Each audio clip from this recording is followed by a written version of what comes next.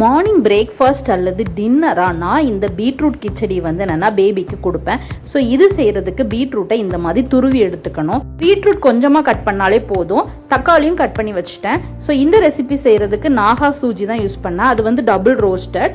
இதில் ஒரு 2 பல் பூண்டு அண்ட் கொஞ்சமாக கருவேப்பிலையெல்லாம் ஆனியன் வெட்டி வச்சுட்டேன். அடுப்பில் தவா வச்சுட்டு அதில் கொஞ்சமாக ஆயில் விட்டு ஜீரகம், கருவேப்பிலை இலை, ஆனியன் ஸோ இதெல்லாம் போட்டு நான் ஃபஸ்ட்டு வதக்கிக்கிட்டேன். வெங்காயம் நல்லா வதங்கினதுக்கப்புறம் நான் பொடிசாக கட் பண்ணி வச்சுருக்கேன் அந்த தக்காளி வந்து சேர்த்துக்கிட்டேன். ஸோ தக்காளியும் சேர்த்து நல்லா வதக்கிக்கிட்டே இருக்கணும். ஸோ இந்த ரெசிபி வந்து என்னென்னா பொதுவாக வந்து நான் நைட் அல்லது மார்னிங் பிரேக்ஃபாஸ்ட்டு கொடுப்பேன். ஸோ இது ரொம்பவே நல்லாயிருக்கும். அதுக்கப்புறம் நான் வந்து திருவின பீட்ரூட்டை வந்து ஆட் பண்ணிக்கிட்டேன். பீட்ரூட் இந்த மாதிரி திருவி எதுக்கு போடுறேன்னா அப்போ தான் சீக்கிரம் வேகும் அப்படிங்கிறதுக்காக. ஏன்னா பீட்ரூட்டோட ரா ஸ்மெல் எப்போவுமே இருக்கும். ஸோ அது போகிறதுக்கு நம்ம வந்து துருவி தான் போடணும், அப்போ தான் சீக்கிரம் வேகும். ஸோ இந்த மாதிரி நான் வந்து நல்லா வதக்கி எடுத்துக்கிட்டேன்.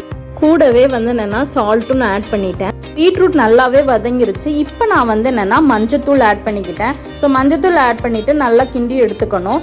இந்த ஸ்டேஜில் நான் கொஞ்சமாக வாட்டர் ஆட் பண்ணிக்கிட்டேன். ஏன்னா நான் வந்து பூண்டு வந்து என்னென்னா சின்னதாக கட் பண்ணி தான் போட்டேன். ஸோ கொஞ்சம் இன்னும் வேகணும் அப்படிங்கிறதுக்காக வாட்டர் ஆட் பண்ணிவிட்டு மூடி போட்டு வேக வச்சேன். ஸோ பீட்ரூட் நல்லாவே குக் ஆயிடுச்சு, பூண்டுமே நல்லா குக் ஆயிடுச்சு. அதுக்கப்புறம் தேவையான காரத்துக்காக தேவையான மசாலா ஆட் பண்ணிக்கிட்டேன். நான் வந்து என்னென்னா பெப்பரும் கொஞ்சமாக ஒரு பிஞ்ச் அளவுக்கு வத்தத்தூளும் ஆட் பண்ணி நல்லா கிண்டிட்டேன். பேபிக்கு காரம் செட் ஆகணும் அப்படிங்கிறதுக்காக தான் நான் இப்போ கொஞ்சமாக சில்லி பவுடரை ஆட் பண்ணிட்டு வரேன். ஸோ இது கூடவே நம்ம வந்து வறுத்த ரவையை வந்து நம்ம ஆட் பண்ணணும். ஸோ நான் யூஸ் பண்ணது ரோஸ்டட் ரவைங்கிறதுனால நான் அப்படியே யூஸ் பண்ணிட்டேன். ஸோ ரவை வந்து என்னென்னா வறுத்துட்டு தான் பேபிக்கு யூஸ் பண்ணணும். இந்த ஸ்டேஜில் கொஞ்சமாக ஹாட் வாட்டர் ஆட் பண்ணிட்டேன். ஸோ ஹாட் வாட்டர் ஆட் பண்ணுறதுனால ஈஸியாக குக் ஆயிரும் ரவை. இந்த மாதிரி நல்லா கிண்டிட்டு ஒரு 5 மினிட்ஸ் மூடி போட்டு வேக வைக்கணும். ஸோ அப்பப்போ நம்ம வந்து ஓப்பன் பண்ணி கீழே அடி பிடிக்காமல் இருக்கிறதுக்காக நம்ம பார்த்து கிண்டி விட்டுக்கணும். ஸோ 5 மினிட்ஸ் கழித்து பார்த்திங்கன்னா நல்லா வந்து என்னென்னா ஒரு உப்புமா ஸ்டேஜுக்கு செட் ஆயிரும். என்னோட பேபி பீட்ரூட் சுத்தமாகவே சாப்பிட மாட்டா. ஸோ அவளுக்கு நான் இந்த மாதிரி செஞ்சு கொடுக்கும்போது அவள் ஓரளவு சாப்பிட்டா. ஸோ நமக்கு வந்து என்னென்னா ஹாப்பியாக இருக்குது.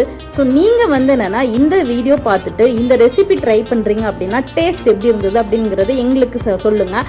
அண்ட் பெரியவங்க கூட இதை சாப்பிட்லாம். டயட் ரெசிபியாக கூட நம்ம இந்த மாதிரி எடுத்துக்கலாம் நைட் டின்னருக்கு. முன்னாடிலாம் வந்து என்னென்னா ஃபுட் ப்ராடக்ட் யூஸ் பண்ணிவிட்டு அப்படியே வந்து பாட்டில் இல்லைனா ரப்பர் பேண்ட் போட்டு வச்சுருவேன். இப்போ இந்த கிளிப் வந்ததுலேருந்து இதுதான் யூஸ் பண்ணுறேன். ரொம்பவே யூஸ்ஃபுல்லாக இருக்குது. இந்த மாதிரி குழந்தைங்க சாப்பிட்ற மாதிரி வேறு ஏதாவது க்ரியேட்டிவாக நான் உங்களுக்கு நெக்ஸ்ட் வீடியோவில் கொடுக்குறேன். தேங்க்யூ ஆல் ஃபார் வாட்சிங்.